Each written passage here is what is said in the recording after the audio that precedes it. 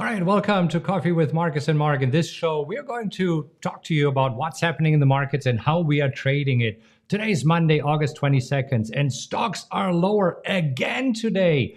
So they already moved lower on Friday. So is the rally over? This week's focus will be the annual Fed meeting and Powell's comments on Friday. Earnings season is winding down, but NVIDIA is reporting earnings this week. And as you know, I do have an NVIDIA position. So what should I do with it? We'll take a look at this today. The VIX is at its highest level for the month. And Tesla's 3-to-1 stock split goes in effect on Thursday. We'll also show you our positions and how we are trading these markets. So as you can see, there's a lot to talk about. So let's get started. But before we do, if this is your first time here, hi, I'm Markus Heitkoetter. This super smart guy over there is my head coach, Markus. And we are real traders who trade live accounts, and we got a shit ton of trading experience. And we're showing you how we trade these crazy markets. And trust me, we know our stuff, and we're not afraid to tell it like it is. So if you're looking for some honest insight into the world of trading, you are in the right place. Talking about honest insight, I mean, Mark, the markets are really, they're dropping. So is the rally over? Are we having a new crash right now? What's happening? The S&P today, right now, down 1.83%. It's over, Markus. It's over. It's all over. I mean, truth be told, four-week win streak, 4 winning weeks. It was broken last week, so we did finish lower on Friday. And you see that there's a little follow through now this morning. So this is a decent drop, but we've talked about this before. And within the recent move, a pullback here is healthy. So this is not a concern. This is to be expected because we moved higher so quick. Right. And if you look at it, where we are from this move here, we're only down 3.3%. We talked about it. A 5% drop would actually be okay and actually healthy. So dropping down to the 41 level, we talked about it last week, that would actually be good. And I'm not too concerned if we go to the 4100 level. If we pull back more, so let's just take a look at this and let's go to the 0.5 level. So this would be at 3,977, so around the 4,000. Then I would say, okay, let's reevaluate things. But for now, there's also nothing really fueling this drop today.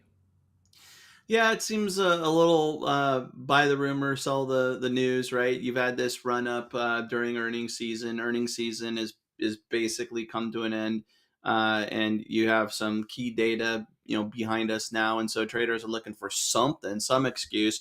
The biggie this week is going to be Friday, so not a whole lot going on until then. Yeah, let's bring up the economic calendar. And tomorrow, the flash manufacturing PMI, that could actually have an impact on the market. Because again, it's telling us how well are we doing in the economy. And thus far, all the reports that have come out this month in August were pointing to a still strong economy. But then, I said the big one is actually Fed Chair Powell speaking, because the Fed, they have their annual meeting in Jackson Hole, Wyoming. Yeah, central bankers will meet. I think it starts Thursday, so Thursday, Friday, Saturday. But Fed Chair Powell's scheduled to speak on Friday at 10 a.m. Core PCE price index is something that the Fed also looks at. Let's put it this way. I think Friday is a bigger day for the markets, and Tuesday there's a red flag report, but traders are expecting that Powell will be a little more aggressive with his comments compared to how he was towards the end of July. Yeah, and this is where the question is, okay, what will the Fed do in 30 days at the next Fed meeting? Will they raise interest rates by 0.5 percentage point, which right now the probabilities stand at 45.5%, or 0.75 percentage point? And the probabilities are 54.50. And I mean, this is like a teeter-totter. I mean, it's going back and forth, right? It's kind of funny here because 30 days in the market is an eternity. And here, it was 65-35 flip-flopping, and now the 75 basis point prediction does have the edge, and we'll see. Yeah, we'll see. And if you compare it and see what happened on Friday. So Friday, it was exactly the opposite. So this where there was a 53% probability of a 0.5% hike and a 47%. So, I mean, it's really flip-flopping back and forth. So, I mean, this is where right now, okay, there's some uncertainty in the market. The VIX is actually at the highest level for the month. I mean, we haven't been at this level since August 2nd.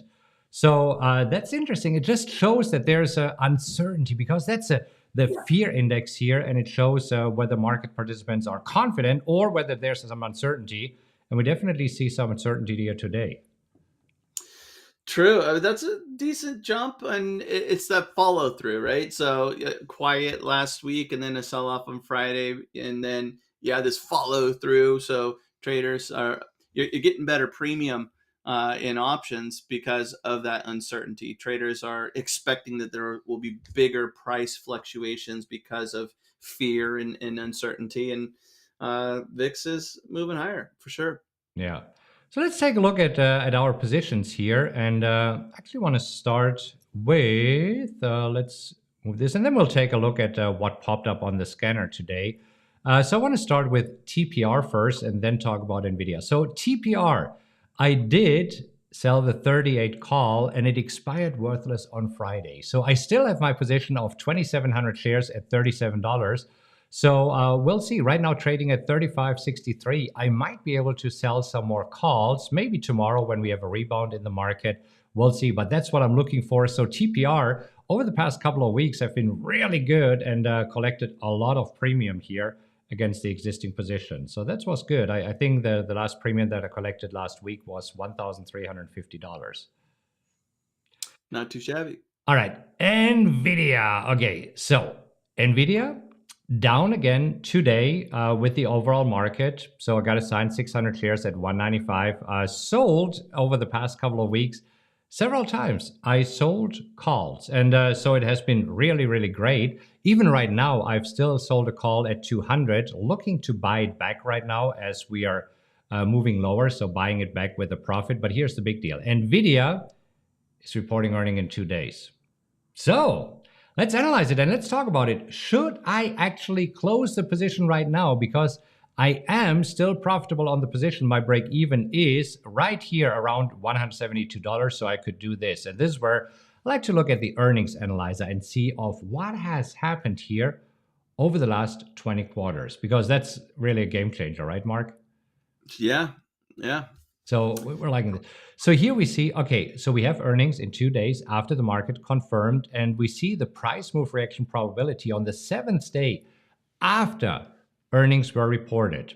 So we see that 60% of the time over the last, 20 quarters, NVIDIA was trading higher, 40% of the time lower. And I like to see, okay, well, what happened here? So, I mean, we were up after the last report, 15%, down 8% before this, up 4%, 16%, 12%, 11%. So this basically tells me that it would be possible, just looking here at the last, 10, 12 quarters, the last 3 years, that it would be possible for NVIDIA to drop 10%, but that there's also a good chance that we might see a 15% jump. So what do you think about it when you see these numbers? Should I close the position? I would say that based on what we've seen recently, it would make sense to hold it. And Markus, show the recent quarters, adjust it from max to 10. Yeah. Right? So you see there, if you adjust it to 10, it's up 60% of the time, but up almost 9% compared to being down 6. So you're outpaced on those gains, and I think that there's a decent shot that it can rally based on what we've seen historically, or at least not have a major, significant drop. Right. So let's think about it. So we're talking about a possible 10% drop. So a 10% drop from $170 would get us down to $153, somewhere around here. Not even at the lows that we did make a few. So even if we have a 10% drop, I'm comfortable with it. And this is where I think it's important for you as a trader that you say, okay, so let's take a look at the data that we have and let's see, what if it happens? What if it drops 10 or 11% or 8%? Am I comfortable if we are going down here? Let me switch back to this view, to 153, 152? Or is this where you are in a world of pain and looking at the ceiling at night and can't sleep? I'm absolutely okay with this. Yeah, and if we go to the upside, if we take the 10% move to the upside, well, perfect. That's exactly where we are back to where I got assigned. So this is why I'm okay with that. And it's every trader's choice, right, Mark?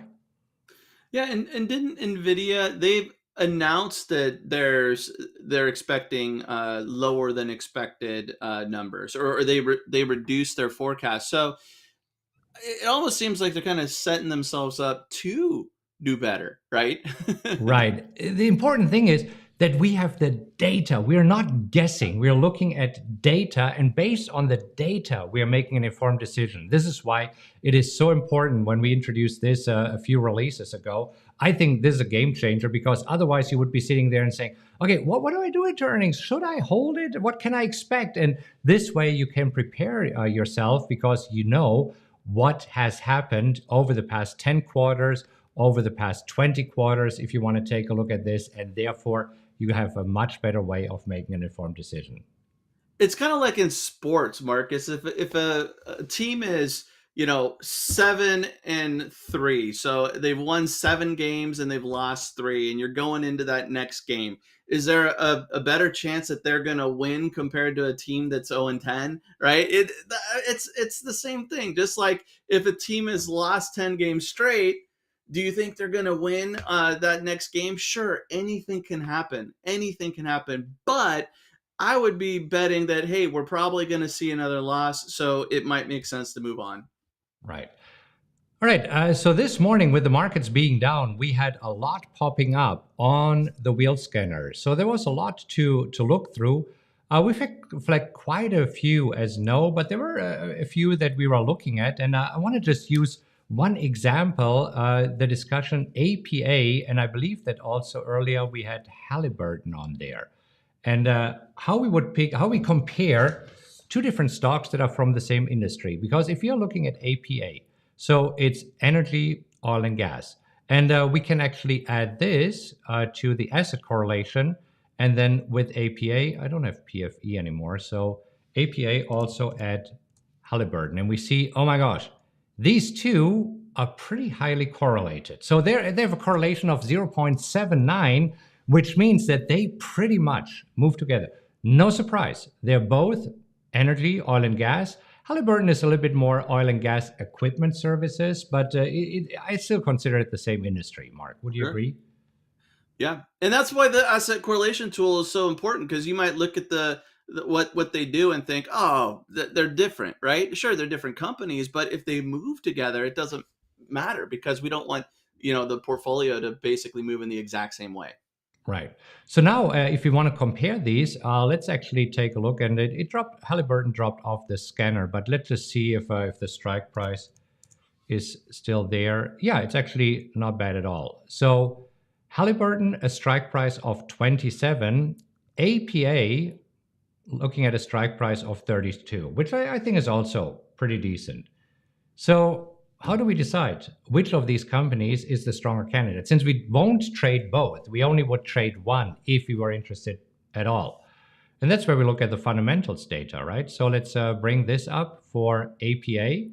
And then I also want to bring up the fundamentals for Halliburton. And there's not too many things that we are looking at because we're mainly looking here at the PE ratio, at the dividend yield, and then we're looking at the income statement over the last few quarters and over the last few years. And that's what we see here with Halliburton. Yeah. And so with the quarterly on Halliburton, you see that, okay, we're positive. We had a decent 2021, but we're falling a little bit. But then we look at the annual numbers, and it's kind of all over the place. Yeah, annually, we see that Halliburton has actually declined in revenue over the past 2 years. And 2020, not too surprising there. I mean, this is when we had the pandemic. So let's compare this to APA. Again, low PE ratio, low dividend yield, quarterly looking good. And here we're looking at the annual. And I mean, this is even worse. I mean, look at this. I mean, the revenue is good, but here, huge loss in 2019 and 2020. Yeah, and so that makes me wonder, gosh, because again, going into an environment where we have higher inflation, higher interest rates, if a company is not profitable, they're going to struggle more than a company that is profitable that might need to make some adjustments. Marcus, do you want to throw another one in the mix here? Sure. PSX. Okay, let's bring up PSX. Because this was another one that we were looking at. Right. So Phillips 66 here right now, a much higher strike price. When we were looking at earlier, the strike price was much lower towards 80. So right now, based on the strike price, I wouldn't take it. But it's a good example to just compare these companies who are all in the same industry. Because if you're going back here and adding this to the asset correlation, we see that, 0.75. So all of these three companies, APA, Halliburton, and PSX, are very highly correlated. So again, what are we looking at here? Well, nice dividend yield, low PE ratio, and if we look at quarterly numbers on PSX, they're hanging in there. They had a negative, or no, they're positive each quarter. Sorry, and Right. then annually, we see that they had a negative 2020, which again, during the pandemic, I think that could be expected for many companies. Not everybody was a pandemic winner, and that Right. should be understood. But now you see that they have net income 4 out of 5 years, positive.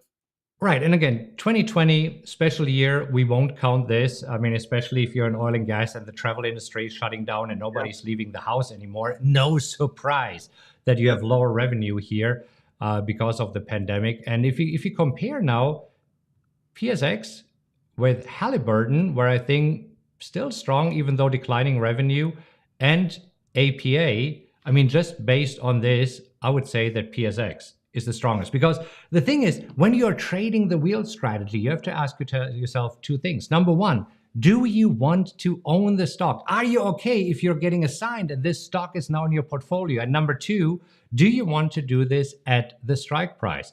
And looking at the fundamentals here and just looking at some very basic, I mean, we're not looking at all of this EBITDA and all of the balance sheet stuff that are there. We're just looking for some basic information. And it's only fairly easy to say that PSX would be the strongest one out of these three. And I think that's important because sometimes traders they get confused. They're how do I go about evaluating a stock that I would want to own, and especially when you have similar stocks popping up on the scanner where the chart might be the same or it's in the same sector. How do we filter it down a notch? And this is exactly how we like to do it. Yeah. Let me ask you, is this helpful at all as we are running through this and showing you behind the scenes of how we do it? Because if so, give us a like, then we know that we do more of this because we want to do videos here that are beneficial and helpful for you. All right. Well, one more thing, two more things actually that we need to talk about. The one is Tesla and its stock split. It's splitting again, and it's happening on Friday, Mark. Wow. Well, hey, that could be nice. I would put it around what 275, approximately $300 a share. Yeah, and I Um, mean, Tesla has just split 2 years ago. 2 years ago with 5-1, and now we have another 4-1 split. I mean, that's kind of crazy because without these splits, I mean, Tesla would be what at $5,000 already. yeah, I think so. And so on Friday, baseline price is probably around 290. Yeah, Wheel candidate at that point. it could be. It could be. So this might be interesting because there's tons of premium in there. Yeah. Anyhow, so the two major things for today for you to take away is number one, make sure that you know the fundamentals and that you're okay owning a stock. And the other one is how we analyze earnings. And I actually did a video where I explained this in more detail, and you can take a look right here. This is where should you trade options during earnings, what happens, and I'll show you how we use the analysis tool in more detail. Take a look at this, and then we'll see you again tomorrow morning. After everybody.